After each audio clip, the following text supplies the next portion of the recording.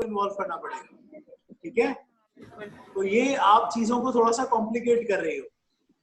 Simple सा रहते हुए मुझे बताओ ना, इंफॉर्मेशन एक्सपर्ट क्या है। बोला आपने बिल्कुल सही कि उस क्लास को रिस्पांसिबिलिटी असाइन करें जिसके पास इंफॉर्मेशन हो सारी, जिसके पास वो डेटा मौजूद हो, जिम्मेदारी को फुलफिल डेटा हो। जी ठीक है सर। एलएमएस पे रजिस्ट्रेशन के लिए हो सकता है कि अगर स्टूडेंट नेम हमारे पास मौजूद होता है, स्टूडेंट आईडी मौजूद होती है, तो रजिस्ट्रेशन क्लास कर सकती है ये काम। अच्छा चलो मुझे एक बात बताओ, थोड़ी देर पहले मैंने तुम लोगों को एक्सेसर्स पढ़ाया था आज, याद है सर? जी सर। एक्सेसर्स क्या काम करते हैं? वैल्यू गेट कर रहा था सर। गेट करते हैं सर, वैल्यू को गेट करते हैं। तुम्हारे ख्याल में एक्सेसर्स क्या है? इंफॉर्मेशन गैदर करते हैं, इंफॉर्मेशन गेट, इंफॉर्मेशन लेते हैं। हाँ, तो सारे एक्सेसर्स क्या हुए? Information expert. जी, किसी भी क्लास में अगर हम कोई एक्सेसर मेथड बनाते हैं तो एक्सेसर मेथड इंफॉर्मेशन एक्सपर्ट का रोल प्ले करता है। बात आ रही है समझ में? मैंने एम्प्लॉय की क्लास में, सुनो अब सुनो, एम्प्लॉय की क्लास में एक मेथड है जिसका नाम है गेट ई नेम, सही है ना? एम्प्लॉय की क्लास में एक मेथड का नाम है गेट ई नेम। गेट ई नेम का मेथड क्या करेगा? ई नेम को रिटर्न कर देगा। गेट ई नेम क्या हुआ? एक इंफॉर्मेशन एक्सपर्ट हुआ। बात आ रही है समझ में? तो यस सर। इसी तरह से वैल्यू सेट करने के म्यूटेटर्स भी सारे इंफॉर्मेशन एक्सपर्ट के हैं। जिम्मेदारी उस क्लास को दो जिसके पास वो जिम्मेदारी को फुलफिल करने का डेटा मौजूद है। आप लोग सब पहुंच तो रहे थे, लेकिन इसकी केसेस को कॉम्प्लिकेट कर रहे थे बिला वजह। एक रजिस्ट्रेशन में जा रहा था, अक्सिमरान जो है वो बता रही थी। सर तो इसमें एक क्वेरी थी, वो ये कि सिर्फ हम एक्सेसर को ही इंफॉर्मेशन एक्सपर्ट बोलेंगे क्या? जैसे अगर आपका कोई वैल्यू एक्सेसर के अलावा भी हो सकते हैं। अब विड्रॉ और डिपॉजिट की हमने मिसाल देखी, एक्सेसर और म्यूटेटर तो नहीं है, ठीक है ना? जी जी जी। लेकिन विड्रॉ और डिपॉजिट की वजह से भी अकाउंट की क्लास एक इंफॉर्मेशन एक्सपर्ट के तौर पे क्या करेगी? काम करेगी, काम कर रही है। बात आ रही है समझ में? एक्सेसर और म्यूटेटर भी इसमें हो सकते हैं और उसके अलावा और केसेस भी हो सकते हैं। जी और पूछें, और कोई सवाल है कंफ्यूजन?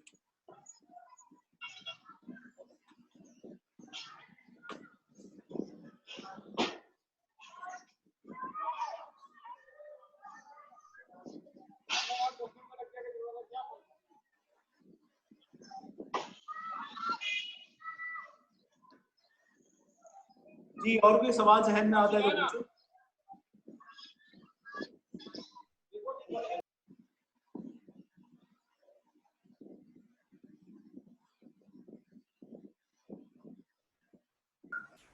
सर मेरी आवाज आ रही है?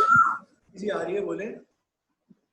सर जैसे हम किसी बिजनेस में, सही है, बिजनेस की बात हो रही है जैसे किसी की, तो उसमें सारी पहले एंट्रीज आपकी वो हो गई, कैसे मतलब कि इस डेट पे हमने ये लिया, इस डेट पे ये हुआ, ये दिया, सही है।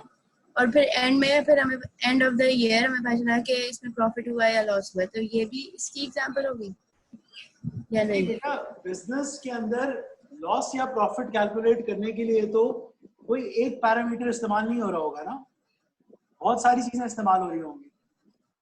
Yes sir. यहाँ पर हम ये तो लेकिन सर वो डाटा तो वो करेगा ना, गेट करेगा। हाँ, लेकिन कौन सी क्लास गेट करेगी और कौन सा डेटा गेट करेगी? जिम्मेदारी फुलफिल करने के लिए कोई अगर एक क्लास जिसके पास वो डेटा मौजूद है, अगर वो जिम्मेदारी हम उस क्लास को देंगे तो उस क्लास को हम क्या कहेंगे? उसको हम इंफॉर्मेशन एक्सपर्ट कहेंगे। छोटे छोटे टर्म में सोचो, आप बहुत बड़े डायमेंशन में जाके सोच रही हो। हेलो जी बोलो सर, एक क्यूरी है, वैसे तो मुझे नहीं समझ में आ रहा है क्यूरी भी सही है गलत है, थोड़ा सा क्लियर करें आप।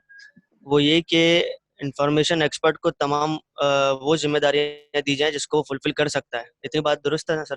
बिल्कुल सही है, जिसको फुलफिल करने का डेटा उसके पास मौजूद है, बिल्कुल सही। डेटा मौजूद हो तो सर ऐसा काम कोई करेगा क्योंकि कैसी ऐसी क्लास को रिस्पॉन्सिबिलिटी देगा जिसके पास फुलफिल करने की सलाहियत ही नहीं है? जहां पर हमने दो चीजें अभी थोड़ी देर पहले पढ़ी थी, डूइंग पढ़ा था और नोइंग पढ़ा था, याद है? नोइंग पढ़ा था जी। जहां जहां नोइंग का केस आएगा वहां पे क्लास के जी पास डायरेक्ट डेटा मौजूद नहीं होगा।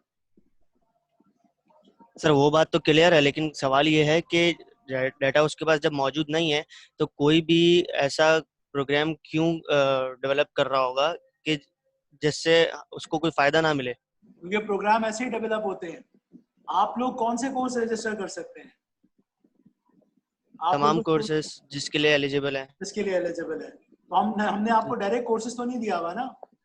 नहीं हमने एलएमएस के ऊपर कोर्सेज आपको किसके थ्रू दिए हुए? आपके रजिस्टर के मेथड के थ्रू दिए हुए, ताकि हम दुरुस्त है। आप लोगों को कंट्रोल कर सकें। अगर हमने डायरेक्ट सही कोर्सेज आपको दे दिए होते तो हमारे पास बहुत बड़े मसले आ रहे होते।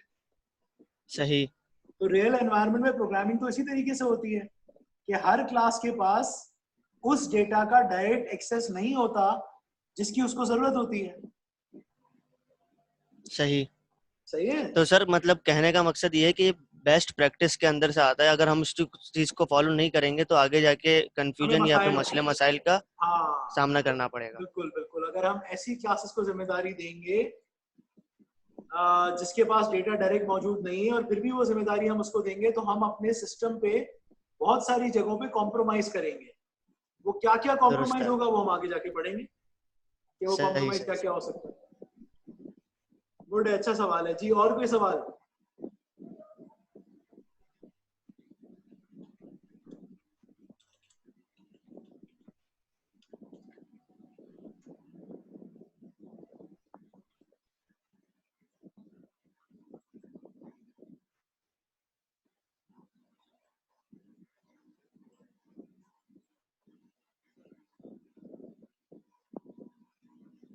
चलिए मैं दोबारा स्क्रीन शेयर कर लेता हूँ सर ताकि मेरा सवाल है, लेकिन एक्सटेंसिबिलिटी का सवाल है। हाँ करो बेटा, क्या सवाल है पूछो। हेलो हाँ हाँ मुझे आ रही है आवाज, पूछो। सर, स्लाइड में लिखा हुआ था कि द आइडियल सॉल्यूशन एक्सटेंसिबिलिटी में हाँ is total time to build the system सही है। should be same as making the complete system from scratch। तो मेरा ये सवाल है कि जो पूछ रहे हैं कि जैसे वो कह रहे हैं ना कि आप जो आपने एक्सटेंसिबिलिटी जो आपने एक सॉफ्टवेयर में लगाई वो, और जो मेकिंग थी उसका टाइम बिल्कुल लाइक फ्रॉम द स्क्रैच से स्टार्ट करें अगर हम कोई प्रोजेक्ट, तो सही है। वो सेम होना चाहिए। जी वो तो मेरी समझ में नहीं आ रहा है, उसको हम अपग्रेड कर रहे हैं पुराने वाले सॉफ्टवेयर को, या उसको भी हम फ्रॉम द स्क्रैच बना रहे हैं? सही है, मैं समझ गया आपका सवाल, मैं समझाता हूँ। देखो ये मेरे ख्याल में अच्छा सवाल है, ये और लोगों को भी शायद इसमें कंफ्यूजन होगा, इसको दूर कर लो। एक्सटेंसिबिलिटी का मतलब होता है कोई नया फीचर ऐड करना। ये बात सबको समझ में आती है? Yes sir. हाँ, मेरे साथ प्रॉपर इंटरेक्शन में रहना सब लोग, बाकी लोग भी अपने माइक खोल लो, ठीक है ना? एक्सटेंसिबिलिटी का मतलब होता है कोई नए फीचर को ऐड करना। मैंने एक सॉफ्टवेयर बनाया, ह्यूमन रिसोर्स मैनेजमेंट सिस्टम, सही है? और उस ह्यूमन रिसोर्स मैनेजमेंट सिस्टम को बनाने में मुझे 2 महीने लगे। कितने महीने लगे? 2 महीने। 2 महीने। अब मुझे यूजर ने कोई एक नया फीचर ऐड करने को बोला, और वो फीचर, मेरा डिजाइन इतना स्ट्रॉन्ग था कि उस फीचर को मैंने 5 या 6 घंटे में क्या कर दिया, ऐड कर लिया, इम्प्लीमेंट करके उसको दे दिया। कर दिया सर। या चलो 1 दिन में इम्प्लीमेंट करके दे दिया, या चलो 2 दिन में इम्प्लीमेंट करके दे दिया। सही है? सही है सर। Yes sir. अगर ये फीचर मैंने कस्टमर को बाद में इम्प्लीमेंट करके नहीं दिया होता और पहली बार ही सॉफ्टवेयर बनाने में दे दिया होता, तो भी मेरे सॉफ्टवेयर को कितना अरसा लगना चाहिए था बनाने में? 2 महीने ही लगने चाहिए। 2 महीने से ज्यादा टाइम नहीं लगना चाहिए था। बात आ रही है समझ में? अगर ऐसा है कि छोटी मोटी एक्सटेंसिबिलिटीज को, जो मैं अभी तो मैं बेशक बाद में कर रहा हूँ क्योंकि सॉफ्टवेयर बन चुका है, लेकिन अगर मैं इन एक्सटेंसिबिलिटीज को बाद में नहीं करता और जिस टाइम पे सिस्टम बन रहा था मैं पहले ही कर लेता, तो मेरे लाइफ साइकिल के अंदर टाइम ड्यूरेशन बढ़ना नहीं चाहिए था। अगर Okay, छोटी sir. मोटी एक्सटेंसिबिलिटी के लिए मेरा लाइफ साइकिल का ड्यूरेशन बहुत ज्यादा बढ़ रहा है, तो इसका मतलब क्या है? इसका मतलब ये है कि मैं क्वालिटी सॉफ्टवेयर नहीं बना रहा। बात आ रही है समझ में? इसका मतलब सर है जैसे अगर सर जैसे मतलब कस्टमर ने कोई ऐसी डिमांड की है जो कि एक्सटेंसिबिलिटी कहलाएगी, लेकिन वो आउट ऑफ द प्रोजेक्ट जा रही है, बिल्कुल सही है, तो फिर तो ऐसा नहीं होगा, फिर तो टाइम लगेगा ना, मैं तो ये टाइम कह रही हूँ। लगेगा। और हो सकता है वो ऐसी चीज रिक्वेस्ट कर रहा हो जिसकी सपोर्ट हमारे आर्किटेक्चर में भी ना हो, और हम मजबूरी में उसको मना भी नहीं कर सकते हो क्योंकि वो हमें पैसे दे रहा है।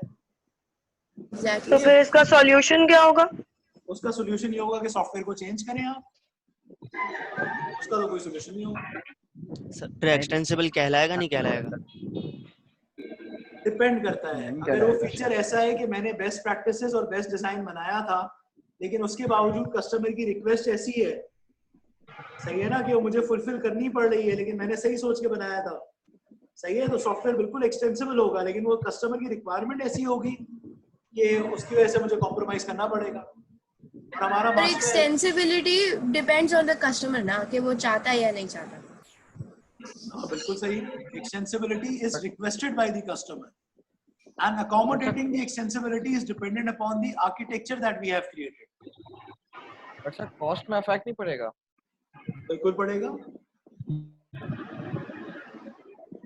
अगर हम एक अच्छा डिजाइन सोल्यूशन बनाएंगे तो हमें महंगा पड़ेगा, लेकिन शुरू में बनाने में महंगा पड़ेगा, उसके बाद उसकी मेंटेनेंस की कॉस्ट क्या हो जाएगी? बहुत कम हो जाएगी। सारी बात है सर, जितने कॉस्ट यूजर ने आपको उस वक्त बनाने के लिए दिया था और आपने वो चीज नहीं एक्सटेंड कर रहा है दोबारा, तो क्या यूजर और कॉस्ट देने के लिए तैयार हो जाएगा? हाँ, आजकल हो जाता है तैयार, क्योंकि आजकल मैंने तुम लोगों को ऊड में भी बताया था कि सारी रिक्वायरमेंट्स जब फ्रीज हो जाती हैं तो हम उससे एसआरएस साइन करवा लेते हैं, सही है ना, customer software requirement specification document को साइन कर देता है। उसके बाद अगर हमें वो कोई बाद में कोई रिक्वायरमेंट बोलता है ना, तो हम उससे पैसे चार्ज कर लेते हैं उससे। सर एक बार इंफॉर्मेशन एक्सपर्ट फिर से बता दें। मैं भी बता दूं।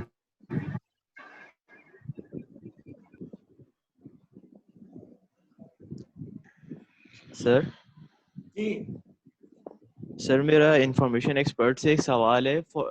एक मेरे पास फॉर एग्जांपल अगर सिस्टम है, एक बहुत बड़ा सा सिस्टम है, तो उसके अंदर हमारे इंफॉर्मेशन एक्सपर्ट एक ही होगा या फिर मल्टीपल हमारे पास इंफॉर्मेशन एक्सपर्ट हो सकते हैं? अरे बेटा क्या हो गया, इसका मतलब है तुम इंफॉर्मेशन एक्सपर्ट को समझे ही नहीं हो। हर क्लास एक इंफॉर्मेशन एक्सपर्ट है ना बेटा। सही। ऐसी कोई भी क्लास जिसके पास ऐसा डेटा मौजूद है जिससे जिससे उसकी जिम्मेदारी फुलफिल होती है, तो सारी क्लासेस क्या है? वो सारी क्लासेस इंफॉर्मेशन एक्सपर्ट है। अच्छा ये सर, बात और लोगों को भी इंफॉर्मेशन समझ में आई? एक्सपर्ट हाँ, हमारे पास मतलब एक सिंगल एट्रीब्यूट पे काम करते हैं या फिर मल्टीपल एट्रीब्यूट्स को देखते हुए भी हमारा जो है सिंगल क्लास काम कर सकती है? बिल्कुल मल्टीपल एट्रीब्यूट्स को देख के भी काम कर सकता है। मेरे पास एक कस्टमर की क्लास है, उसमें कस्टमर आईडी है, कस्टमर नेम है, कस्टमर एड्रेस है, सही है ना, और जी। मैं प्रिंट कस्टमर डिटेल्स का मेथड कॉल करता हूँ, तो प्रिंट कस्टमर डिटेल क्या करेगा? इन तीनों प्रॉपर्टीज जितनी को भी इंफॉर्मेशन होगी सारी प्रिंट चीजें आ करेगा। जाएगी। तो प्रिंट कस्टमर सही। डिटेल्स का मेथड भी क्या कहलाएगा? हमारे पास इंफॉर्मेशन एक्सपर्ट हाँ, वो है। कहलाएगा कि ये भी इंफॉर्मेशन एक्सपर्ट को इम्प्लीमेंट कर रहे हैं। जी। जी और तो फरमाइए। जिस क्लास में डाटा होता है वो सब इंफॉर्मेशन एक्सपर्ट की ही क्लासेस हैं। बिल्कुल, हर वो क्लास जिसके पास जो जिम्मेदारी उसको दी जाए उसको फुलफिल करने का डेटा होता है, उस क्लास को हम इंफॉर्मेशन एक्सपर्ट कहते हैं। बिल्कुल सही। और अगर एक क्लास में डाटा है और दूसरी क्लास उससे काम ले रही है तो वो नहीं होगा। एक क्लास के पास वो डेटा मौजूद है जिसकी जरूरत है किसी टास्क को फुलफिल करने के लिए, और वो जी। मेथड हम किसी और क्लास में डिफाइन करते हैं, तो जी। फिर जिस क्लास में वो मेथड डिफाइन हो रहा है वो क्लास इंफॉर्मेशन एक्सपर्ट जी। नहीं कहलाएगी। ठीक है। हाँ जी, और कोई सवाल?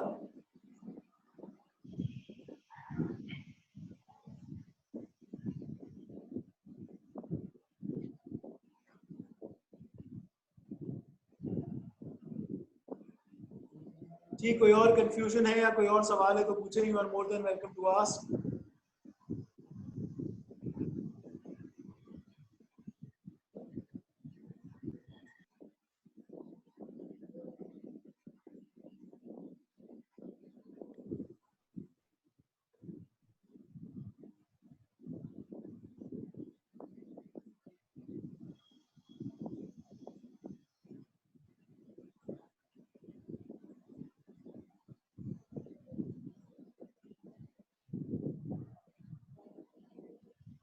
और सर वो जो दो वो थे एग्जाम्पल्स थी नोइंग और डूइंग वाली, तो उसमें से नोइंग की एग्जाम्पल बता दें। नोइंग की एग्जांपल आगे बता रहा हूँ अगले पैटर्न में जाके। सही है। उमूमन नोइंग वाले केसेस जो होंगे वो इंफॉर्मेशन जी। एक्सपर्ट को डायरेक्टली इंप्लीमेंट नहीं करते होंगे, वो कैसे इंप्लीमेंट करते होंगे उसको भी देखते हैं आगे जाके।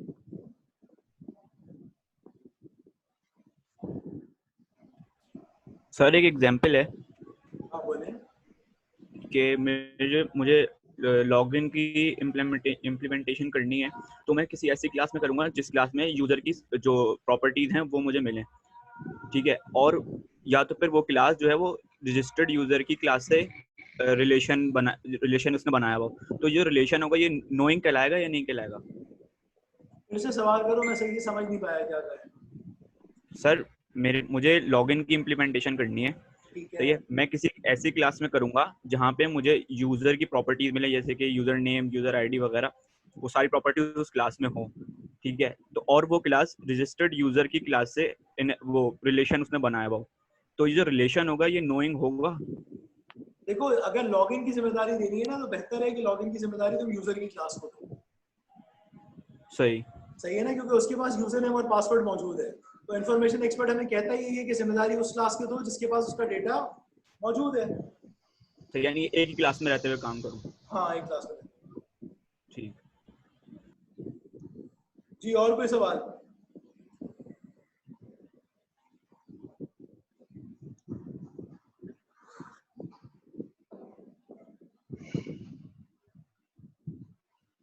आपका पार्ट 3 वाला लेक्चर भी मेरे ख्याल में वो हो गया है। हो गया सर, अपलोड हो गया। मैं LMS में भी डाल देता हूँ साथ साथ। अच्छा, कोई बच्चा कह रहा था आउट ऑफ कॉन्टेक्स्ट मुझे सवाल करना है, उसका सवाल रह गया, तो पूछो क्या कहना चाह रहे थे आप? यस सर, वो मुझे दूसरी बात करनी थी, कोर्स से रिलेटेड बात नहीं थी सर। वो आप पूछो क्या कह रहे हो बेटा। सर मेरी सुबह HCI की क्लास थी और क्लास की? हमारी तरफ ना रात HCI की सर। HCI की, ठीक है। Yes sir. तो सर मेरी तरफ रात 10 बजे से पावर शट डाउन हुआ था। अब ठीक है। मैंने उसी टाइम रात को 2 स्टूडेंट्स को इन्फॉर्म कर दिया था कि मैं इसको बता देना अटेंडेंस अगर पॉसिबल हो। तो सर अगर इस तरह मैं ये पूछता कि हमारे अटेंडेंस में कुछ हमारे साथ वो दिखा दिया है कि देखो अगर बेटा, हम जैसे मेरे साथ जो बहुत सारी इशू लीनियंसी रात 10 मिल बजे रही है आप से लोगों को।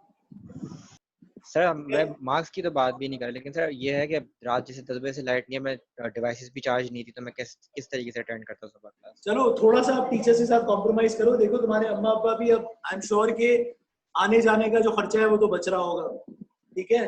तो कम से कम अपने मोबाइल पे डेटा पैकेज लेके रखो बेटा, ताकि आप क्लासेस मोबाइल पे अटेंड कर सको अगर लाइट ना हो। सर अब तो ये डेटा एक्सक्यूज पैकेज था, लेकिन सर वो 10 बजे से अब सर लाइट गई हुई है, वो डेटा चार्ज ही नहीं था सर, ना फोन चार्ज था ना मोबाइल लैपटॉप चार्ज था, फिर 100% रात रखो 10 ना बजे। हर वक्त। सर वो अनएक्सपेक्टेड चीज़ है, लाइट वैसे जाती नहीं है, वो अरे बेटा, अनएक्सपेक्टेड है बैटरी कि पैक लाइट खरीद चली गई, लो, वो सुबह आई है। एक बैटरी पैक खरीद लो। क्या हो गया इसके अंदर, ये तो करना पड़ेगा ना जान।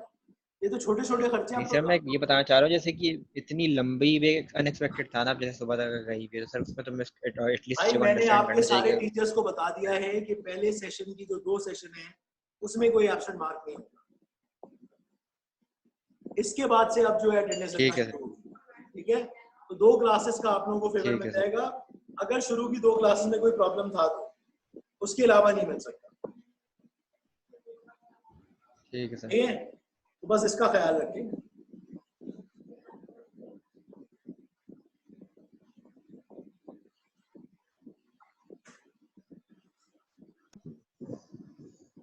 चलिए जी, मैं दोबारा शेयर कर रहा हूँ स्क्रीन ताकि हम रिज्यूम करें।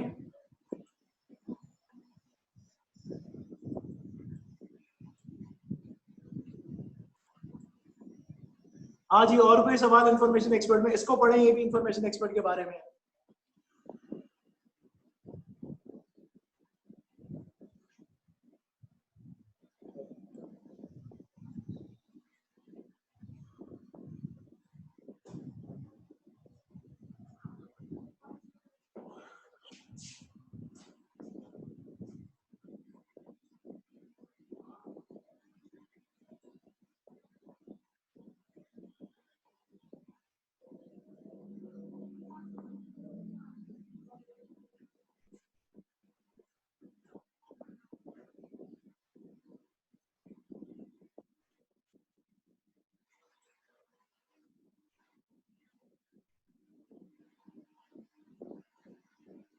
कोहेजन क्या होती है याद है किसी को? ऊंट में हमने डिस्कस किया होगा थोड़ा सा।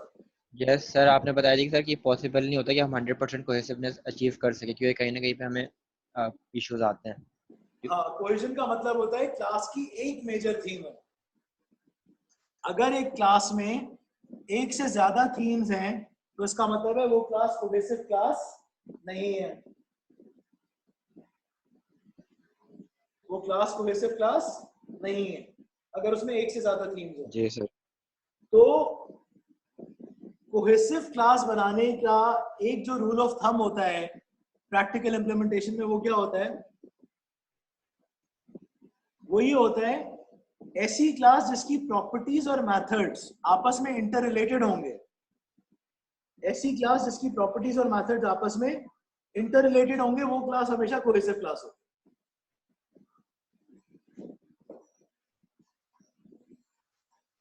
बात आ रही है समझ में?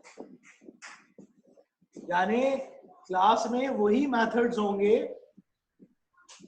जिससे रिलेटेड उसमें प्रॉपर्टीज हैं, तो वो क्लास क्या होगी?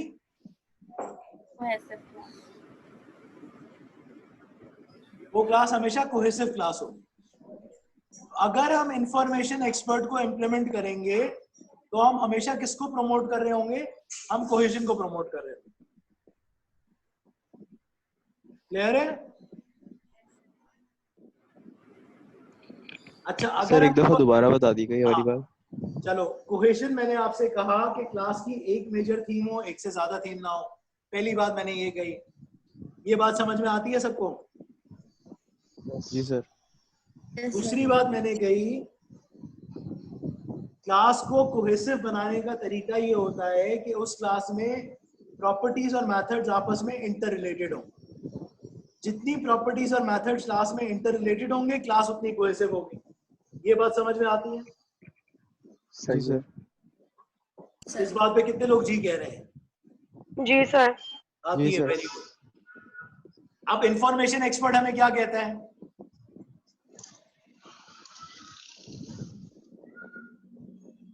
इंफॉर्मेशन एक्सपर्ट हमें क्या कहता है? हाई कोहेजन होनी चाहिए क्लास में। नहीं, ये तो नहीं कहता ना। अभी कोहेजन की तो हमने बात ही नहीं करी थी अब तक। कोहेजन तो इस स्लाइड में आया है। इंफॉर्मेशन एक्सपर्ट हमें वैसे क्या कहता है? सर उसको रिस्पांसिबिलिटी है जिसके पास सारी इन्फॉर्मेशन। हाँ, जिम्मेदारी उसको दो जिसके पास सारी डाटा हो, उस जिम्मेदारी को फुलफिल करने का डेटा मौजूद हो। तो अगर जिम्मेदारी उसको देंगे जिसके पास जिम्मेदारी फुलफिल करने का डेटा मौजूद हो, सही है, तो ये कोहेजन को ही कॉम्प्लीमेंट करेगा ना। Yes sir. बात आ रही है समझ में? जी सर। तो हम ये कह सकते हैं कि इंफॉर्मेशन एक्सपर्ट हमेशा कोहेजन को प्रमोट करता है। अब पढ़ो ये स्लाइड, अब समझ में आएगी।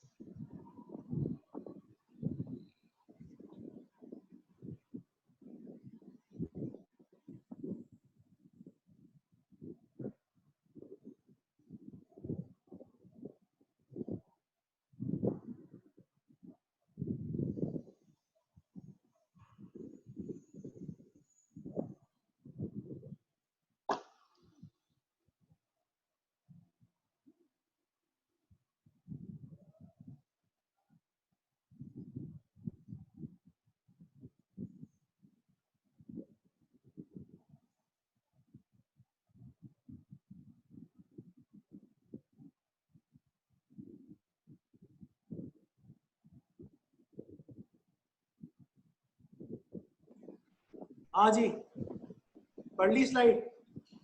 सर आ गई समझ। इसमें कोई कंफ्यूजन या सवाल है तो पूछे।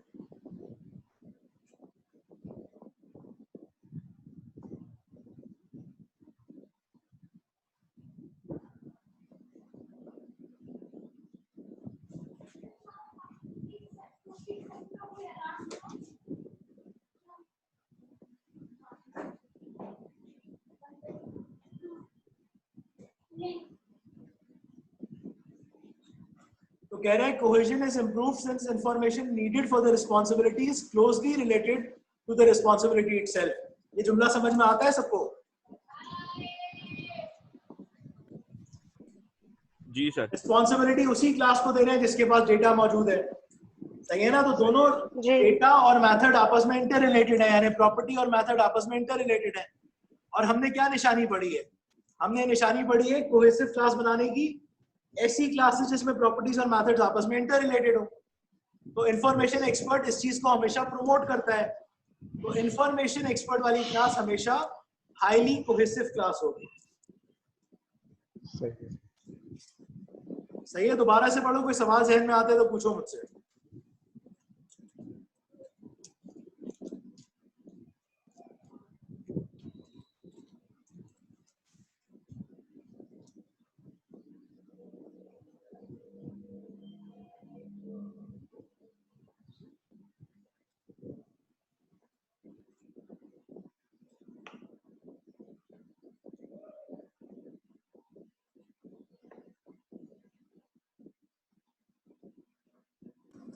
सर मेरा एक क्वेश्चन है। जी बोले। सर इससे तो फिर बाकी चीजें भी ट्रिगर होंगी, जैसे मतलब अगर वो क्लास कोई और काम भी करती हो, जैसे इसमें कोहेजन हो रही थी, तो वैसे अगर कोई और क्लास कोई और काम कर रही हो तो फिर वो तो उससे भी ट्रिगर होगा कि ये चीज भी हो रही है इसके अंदर, फिर हाँ, वो ऐड हो जाएगा उसमें। सही है, बिल्कुल, वेरी गुड, शाबाश, बिल्कुल सही कंसर्न है। क्लास सारे वही वाले काम नहीं कर सकती जिसकी उसके पास प्रॉपर्टी मौजूद हो, उसको उसके अलावा भी काम करने पड़ते हैं। तो उसके अलावा जो वो काम कर रही होगी वो उसकी पोजीशन को थोड़ा सा खराब कर रहे होंगे। लेकिन एज डिजाइनर्स, एज एनालिस्ट, हमारा क्या रोल होना चाहिए? एज प्रोग्रामर्स हम कोशिश करें हमारी क्लास मैक्सिमम कोहेसिव हो, जितना कोहेजन हम अचीव कर सके उतना वो कोहेसिव हो। ये हमारा टारगेट होना चाहिए। क्लियर है सर। क्लियर है जी? कोई सवाल है तो पूछें।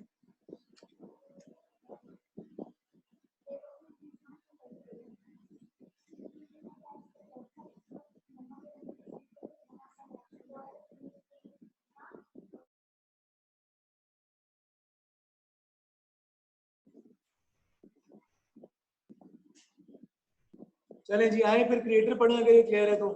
क्रिएटर आपका दूसरा ग्रास पे ये क्या कहता है?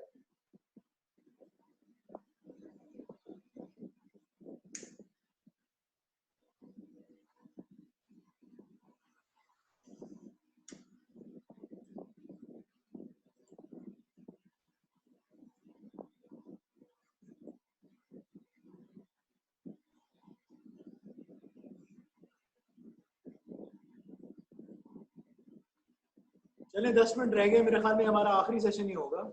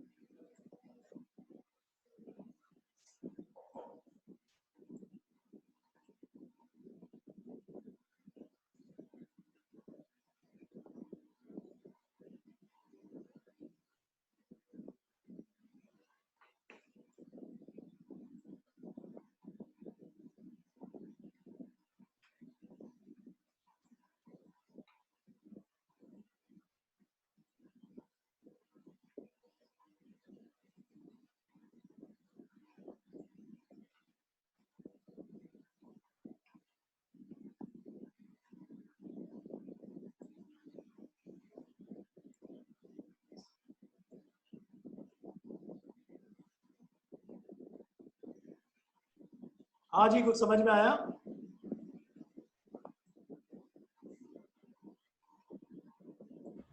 नहीं सर, समझ नहीं आ रहा। चले, ये कह रहे हैं कि क्लास ए को क्लास बी का ऑब्जेक्ट बनाने की जिम्मेदारी सिर्फ तब दो जब क्लास ए क्लास बी का एग्रीगेट हो, यानी क्लास ए जो है वो होल क्लास हो और क्लास बी उसकी पार्ट ऑफ क्लास हो। अब एग्रीगेट क्या होता है ये आप सबको पता है। या फिर क्लास ए क्लास बी का कंटेनर हो।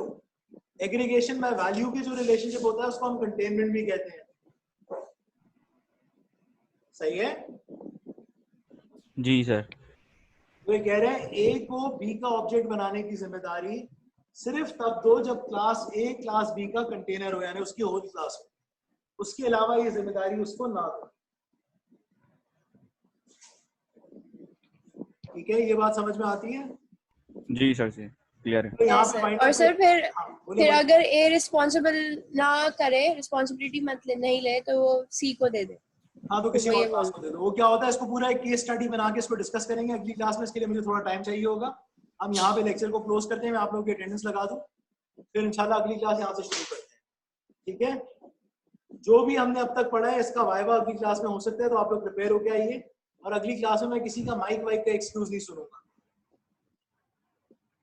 ठीक है? लाइट जाने के मसले को आप लोग डेटा पैकेज ले लीजिए और मोबाइल फोन की बैटरी अपनी अपलोड किया करें क्लास से पहले। इसको आप लोग मेक श्योर करें ताकि अगर क्लास आपकी छूटे ना, आप जूम मोबाइल फोन से भी कनेक्ट करके क्लास ले सकें, ठीक है? और अगर यूपीएस या जनरेटर है घर पे तो फिर तो कोई प्रॉब्लम ही नहीं है, सही है? प्लीज इसका ख्याल करिएगा, ठीक है?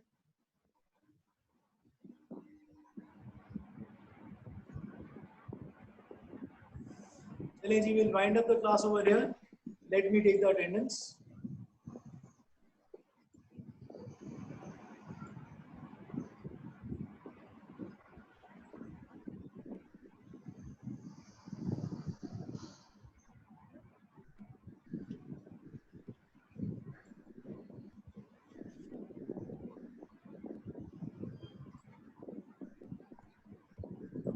हाँ जी, अली असगर साहब प्रेजेंट है। राहील सलीम साहब, राहील सलीम कोई मौजूद है? मैंने इस नाम का बंदा अब तक देखा ही नहीं।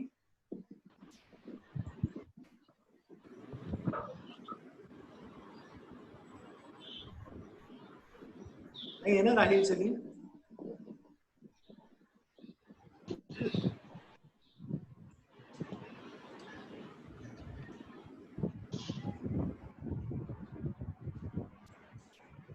अक्स Imran, present sir.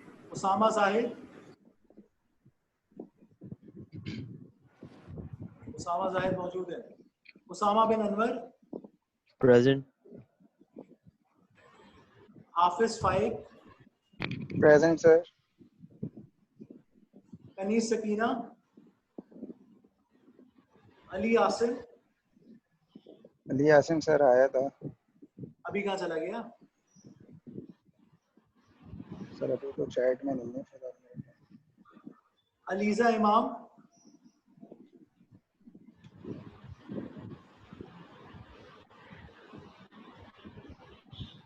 Talha Farooqui, present sir. Bahauddin, Bahauddin साहब मौजूद हैं? बाउद्दीन नहीं आया ना आज? सर आया था वो भी। Shahzad Shiraz, present sir. Rimsha Khan, present sir. Roma Zahid, Roma Zahid, Mirza Fawad Baig, yes sir. Bilal Khan, present sir. Qasim Mehdi, sir वो पिछले सेशन में थे। कासिम मेहदी साहब, पिछले सेशन में थे सर।